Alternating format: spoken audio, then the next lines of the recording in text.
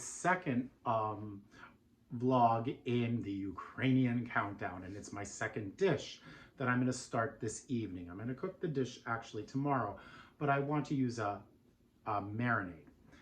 And what I'm making is a Ukrainian country pâté called Pashtet. Now, it is going to be a little French influenced. I am using Julia Child's marinade from Mastering the Art of French Cooking, which includes cognac. And I have decided to do a veal, pork, and duck country pâté. And so I am going to put slices of duck breast in layers in the pâté. So that's why I need to marinate this the night before, and it'll be perfect for the Zakusky table. And I'm going to bring you a little closer just so that you can see how to take the duck breast apart. What is great these days is you can get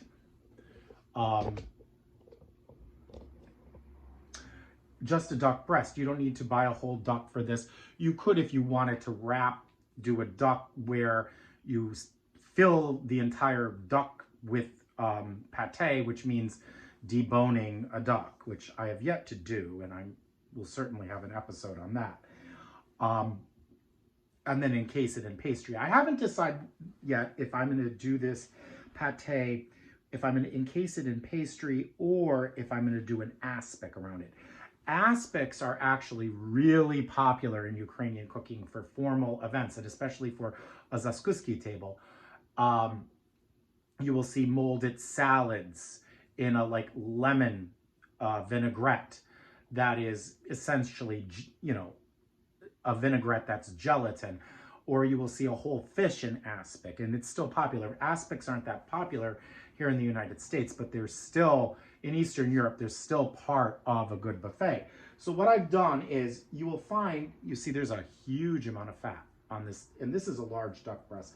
I really did luck out because probably I'm going to save the fat and I'm going to put it as my topping on top of the pâté instead of pork fat. Or some people use caul fat. I'm going to use the duck fat because that's one of the recommendations by everybody, really. Whether you encase it completely in a duck skin with the fat or not, I'm going to put it on top. And it's so thick that I think I'm going to be able to cut it in half. So I've separated it, and it separates rather easily. And you get to a point where you do need to use a knife, and you want to scrape away. If you can see, you scrape away until it comes loose, and you want the least amount, you want to lose the least amount of meat. And so there, it's separated. Now, whenever you're dealing with a duck breast that you have not cut from the whole duck yourself, feel along the entire breast, okay? And then what you're gonna find is, this one was done very well, but they did leave a little bit of sinew, and it's tough and it's unedible. And so you do want to cut that out. And there it is right here. And again, I'm going to do it trying to minimize the amount of meat that I take away, but you don't want this in your pâté. It's not edible, and it's really very disagreeable, to be honest with you. And so you cut and shave along, and it's going to come right off. And that's it, okay? And I'm feeling to make sure that's done. And then I'm going to cut this into thin slices that are going to go down my pâté mold. So I would say, I think it's probably like 1/4 of an inch slice. And just like so, we keep slicing.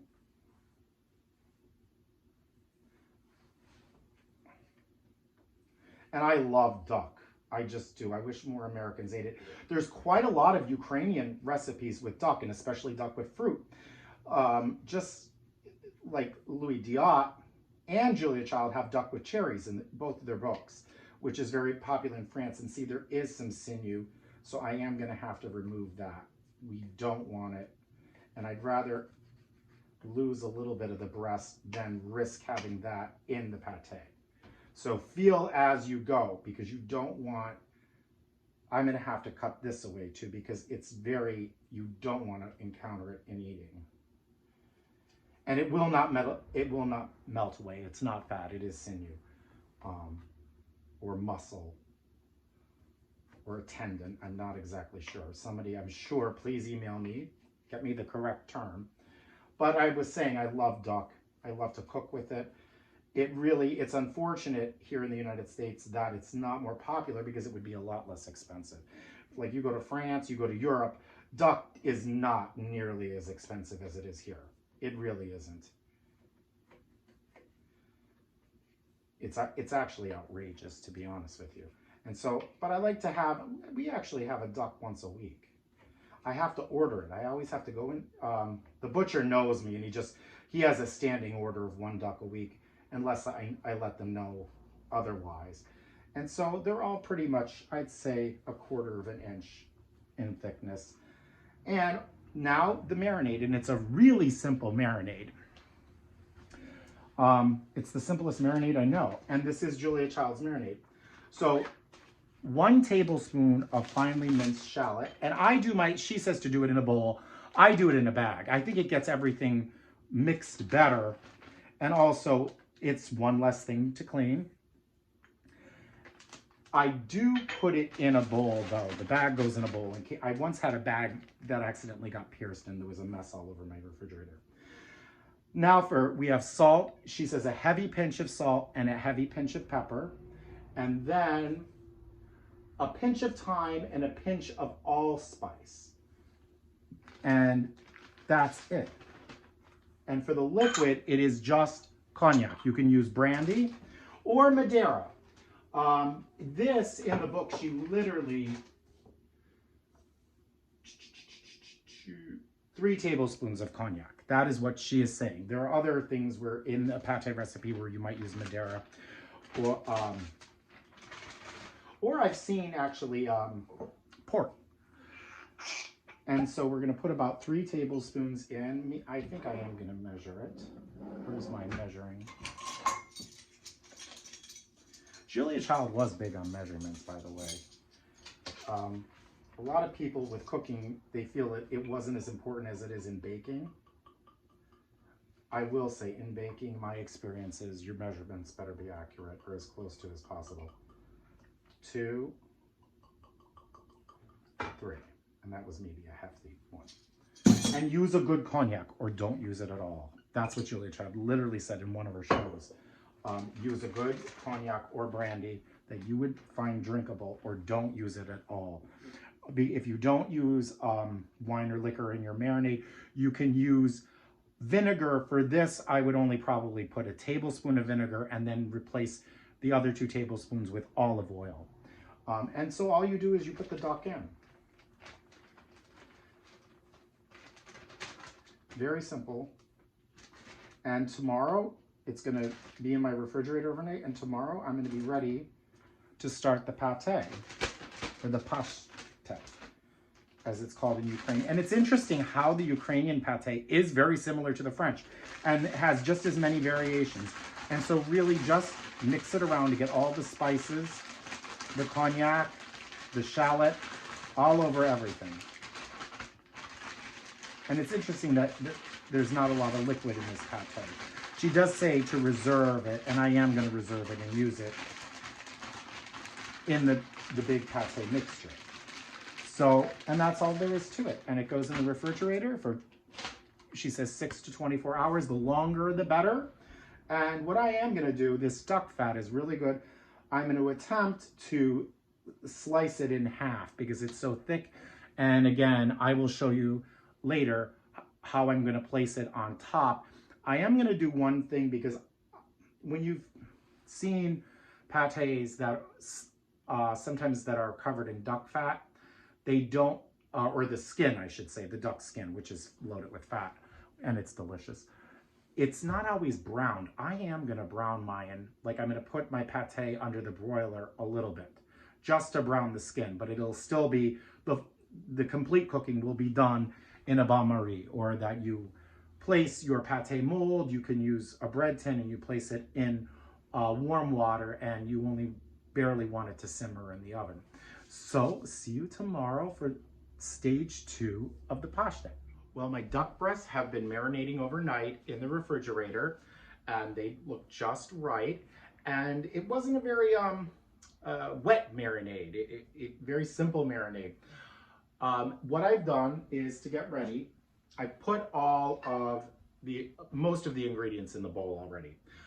I have a 1/4 pound each of pork fat, pork, and veal, all ground. Pork fat you can get from your butcher, and they'll ground it for you. My grocery store, I went to the more pricier grocery store in my area, and it only cost me 88 cents to get he gave me a pound of ground pork fat. So you can get it, just ask your butcher for it, because you really probably won't see it in the case.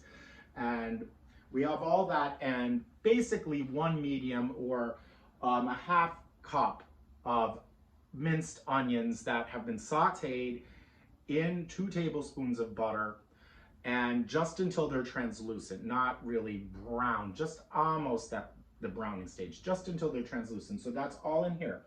Then the flavorings and spices. So what we have is, we have 1.5 teaspoons of salt. We have 1/8 teaspoon of pepper.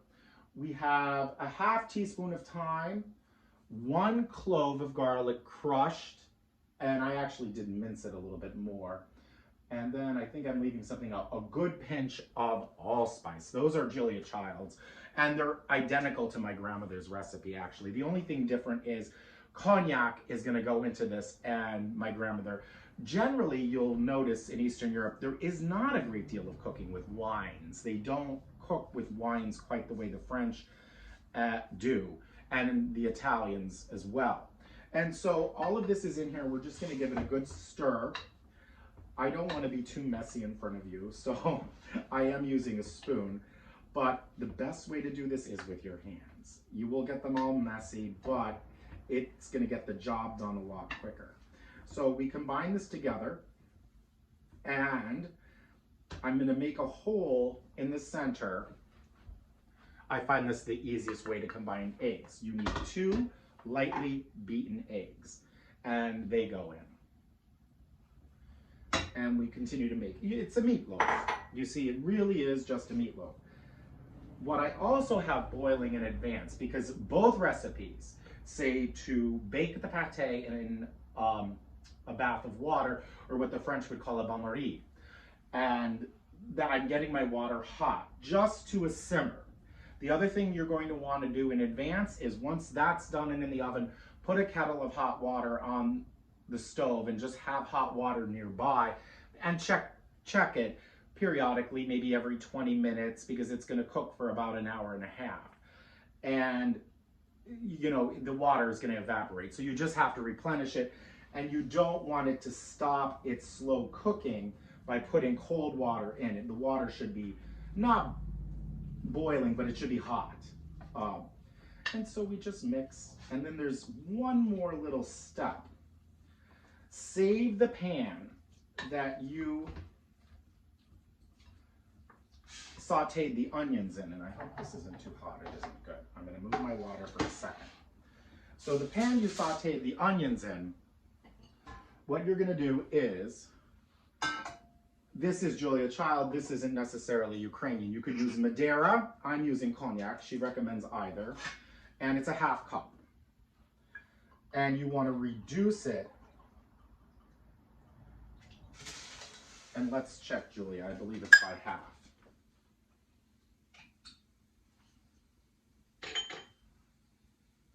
Yes. We're going to reduce it by 1/2. So while this reduces, I'm going to get everything ready, and I'm going to show you the final assembly. My cognac is now reduced by 1/2, and it took about almost 10 minutes. I'd say 8 to 10 minutes. And what I did, in order for it to cool quickly, you should be scraping the pan the whole time. Any of the onion crystallization that you had in your pan, you want that. It's good flavor. And so I've reduced it, if you could see. Oh, you really can't. Maybe like that, sorry. By 1/2. And now, right, it's a quarter, I wouldn't even say it's a quarter a cup. Maybe I reduced it a little too much, but you just want it for a little flavor, and that gets mixed in. And the last step is we're going to assemble the pâté, or our Ukrainian / French influenced meatloaf. This is very rich, and you would only want to have a slice of it at a time. For lunch, maybe 2 slices with a salad. But it makes a wonderful first course. It's great to have a pâté that you've made yourself in the refrigerator. If you have somebody who pops by, it's great to serve.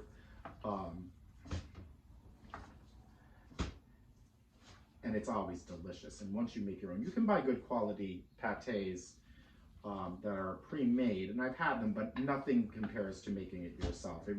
That is so true with everything, unless you're dining at an extremely fine restaurant.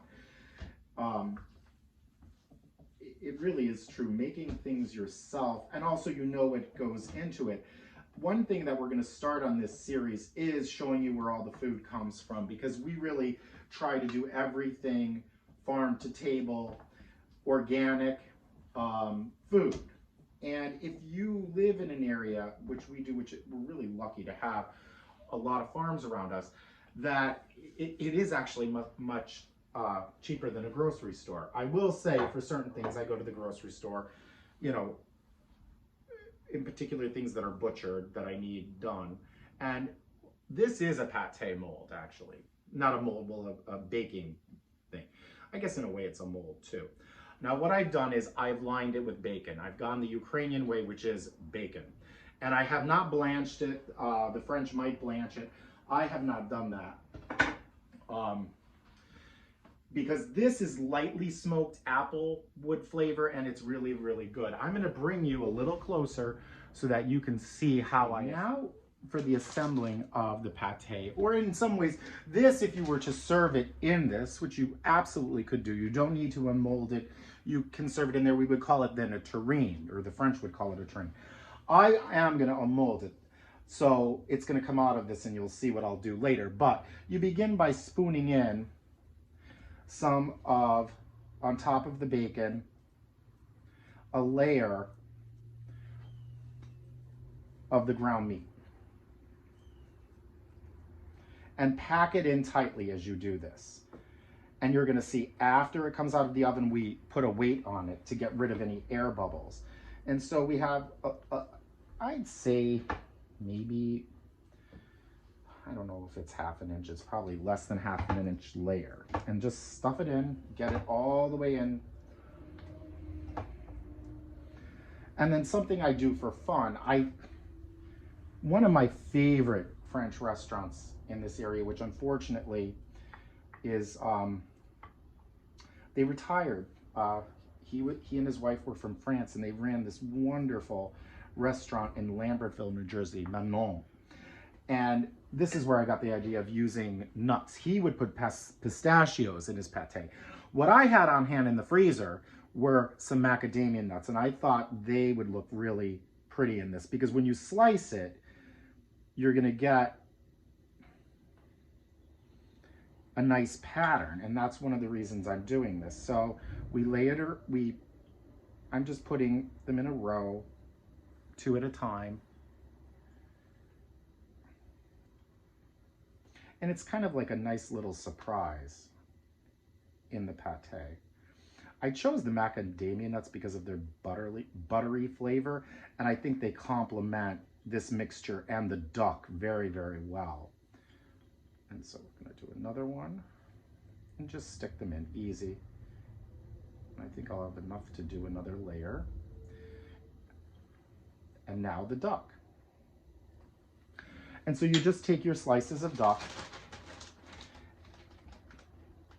and you arrange them. I'm doing it lengthwise so that when it's cut, you see the strips.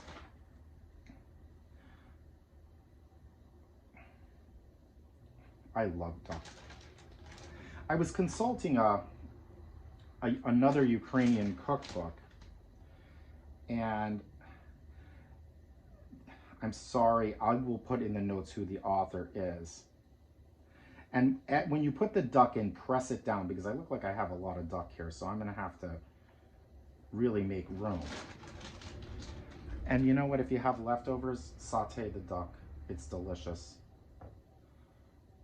Maybe that'll be my lunch if I have extra.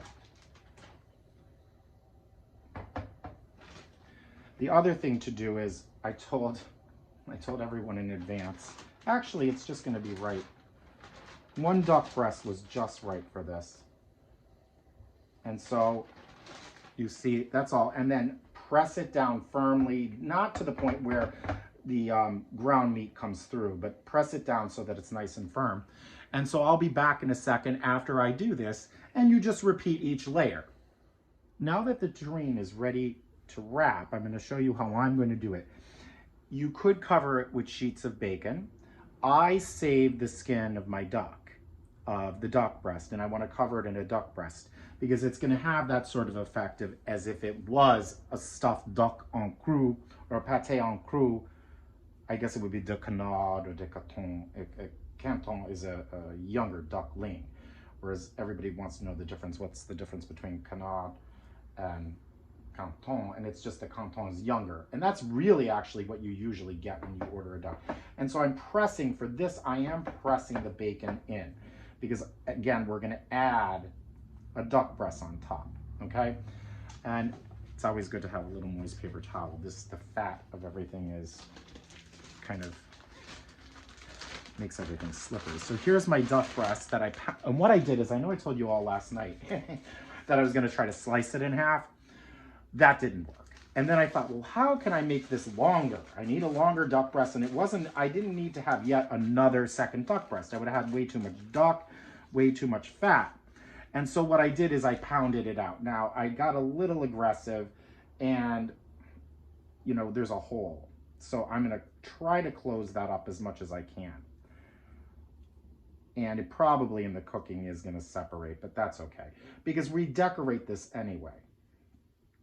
And this is, the duck fat is delicious. If you haven't had duck fat, it really is worth it. Once in a while, once in a while, the calories are a little bit much. Now, because it is a duck breast, I am going to season it with a little bit of a sprinkling of salt because I want something, even though aspic is going to go on top of this, I don't want it to be bare naked. And then what I think I am going to do at the end of the cooking, and I'm sprinkling a little thyme just because it'll look more appetizing. And it's adding flavor. There's thyme in the mixture, so it'll be very, very good, I think. And this is dried but very finely, I guess I should say pulverized thyme. And then I am going to put a little pepper. And this is more for the visual effect more than anything.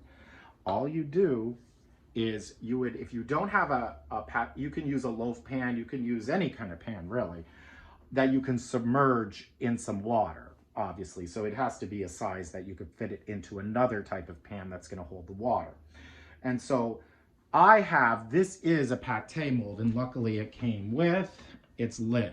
So I'm just going to put the lid on, and it goes into the hot water. It should be just to the simmering point. And so I'm going to cover it. Otherwise, you would use tin foil and you would press down on it. One thing I should press the duck skin a little bit more just to make sure that everything stays together while it's cooking. And this will shrink because sometimes what you can do, I am going to fully unmold it, but you can put the jelly or the aspic in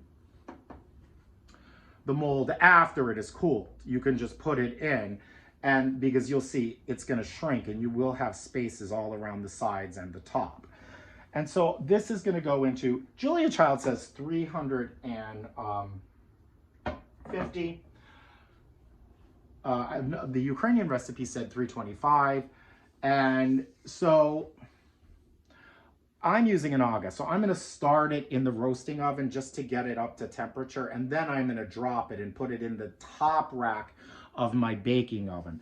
But anyone else with a normal oven, 325, put it in the middle. I think it's better to do the lower temperature because you could check on it and you can just cook it a little longer if you need to. And so that is going to cook for an hour and a half. I'm here now to do the next to last step. What I have done is I've put a layer of the gelatin or the aspic in the bottom. I let it cool, and then I decorated it with slices of beet and parsley leaves in a nice little pattern. And when I unmold it, you'll see how lovely it looks. The aspic is, I did use 4 tablespoons of unflavored gelatin, Knott's, whatever. That's usually the brand that you can find most easily. A tablespoon and a half of granulated sugar, a pinch of salt, 3 cups of very hot water, about a teaspoon of vinegar, the juice of 1 lemon, a cup of vermouth, dry vermouth, and I put in about a cup of apricot jam that I did melt down. I didn't boil it down, I just got it to be liquid, and then I put it through a sieve to get rid of any of the extra bits and pieces so that the aspic on the whole is very clear. And it should be pretty, you should be able to see through it. And here is the gorgeous pâté, and it came out beautifully. What I did have to do, because the size of my mold, it did shrink nicely, but it was still a little too tall. So what I did is I cut it, and to fit the mold. So what we had, and it was really, really good, we had the bottom slices as an appetizer tonight before dinner, and we had it with some really good mustard and some cornichon, and this is a great pâté recipe. It's easy, and boy does it taste just wonderful. So I'm going to assemble it in just a go for it. I'm going to put the pâté back in the way it was, into the mold, and hopefully I don't break it when I lift it up. And of course I've washed my hands a great deal. Good, it's nice and solid. And weighing it down, oh, I should have said, I don't think I let you know, I did weigh it down. I took bricks from outside. I had some extra bricks, and you don't need it. They sell a fancy pâté, and that's just about right. It's fitting just perfectly. And I cover them with tin foil, and I just set them on top as the pâté is cooling so it presses. Otherwise, you're going to get air bubbles in your pâté from when it cooked. And so as it cools, the weight keeps it down. And so all we're going to do is slowly, everything else is cold. This just came out of the refrigerator. The gelatin at the bottom is cold. And so all you do is you gradually pour it in, and it's best to do it slowly. You do, in general, the advice always is to work quickly with an aspic.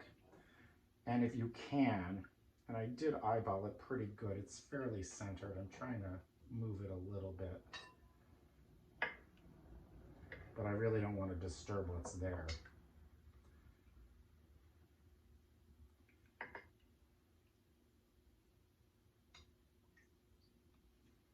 And you just keep putting it in. And I'm doing it with a small ladle. It's also, if you put this into a pitcher, that would be very practical. And aspics, the reason why they're still popular in Eastern Europe, you still see them in France, of course. But I will say they're not that popular in the United States. And it's unfortunate because they can be rather delicious. I chose the apricot because I think it's a really good combination with this type of pâté. I think the tartness is going to be just right because the apricots are tart, and I didn't add that much sugar, and the lemon juice just gives it a little bit of an extra kick. It brightens it up, and the lemon juice really allows you to be able to taste everything. And so you don't want to get air bubbles. That's one of the reasons you want to do it slowly. And I'm putting it, it's going to use up almost all of it. It is going to go right to the top, and that's why I'm going to put it back on a tray and back into the refrigerator before I unmold it. And I'll show you the unmolding. That's always scary, I will say, because it can totally fall apart on you. And I want to make sure it's fully centered now. That looks good, and it is shifting a little bit. Oops, yikes. We're gonna have a little mess to clean up. But that happens in the kitchen. And so that's one of the reasons to put it on a tray. And so we're gonna come back in in an hour, and it'll be set. Well, now it's time to unmold the pâté in the Apricot Aspic. And I actually tasted some of the Aspic after it's cold, and it's just delightfully tart and slightly sweet. And it tastes, of course, of apricots, and I think it's going to be the perfect pairing with this very rich and delicious country pâté, or Pashtet, as they call it in Ukraine. So you can either boil water. It should be rather hot. If it's boiling water, I would put it in for 4 seconds, check it, see if it loosens, go around with a knife. I filled my sink with very hot water because I have a really good boiler. My water gets very, very hot, and I think it's going to be just enough to do this. So if you're doing the sink method, I would definitely count to a slow 10. 1, 2, 3, 4, 5, 6, 7, 8, 9, 10. And then what I'm going to do is I'm going to see if it loosens at all. I'm going to dip the knife in the hot water and go around the edges of it. Because you don't want, after all this work, you don't want it to fall apart. And I think it's going to need to go in a little longer.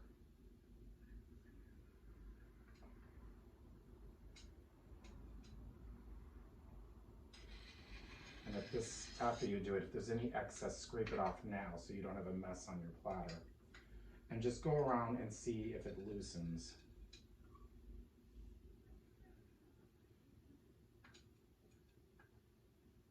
So I think maybe a few seconds and it'll be fine.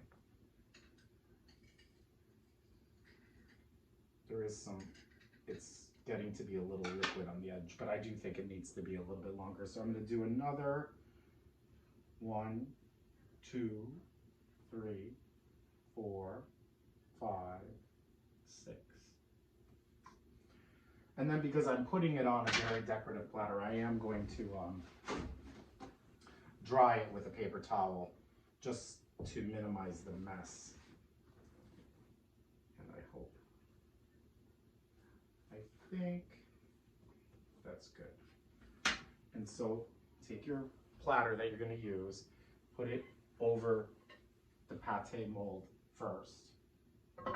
I'm doing it diagonally. I just thought because it's going to fit better on this particular platter, but you really can do, you know, whatever you choose. A long platter would be ideal as well. This is square, so that's what I'm stuck with. And flip. And one is tap on it a bit, and there is liquid coming out, so I know it's probably going to release itself. So I'm going to wait. And it is a good opportunity to clean the platter. So this is always, I'm very nervous.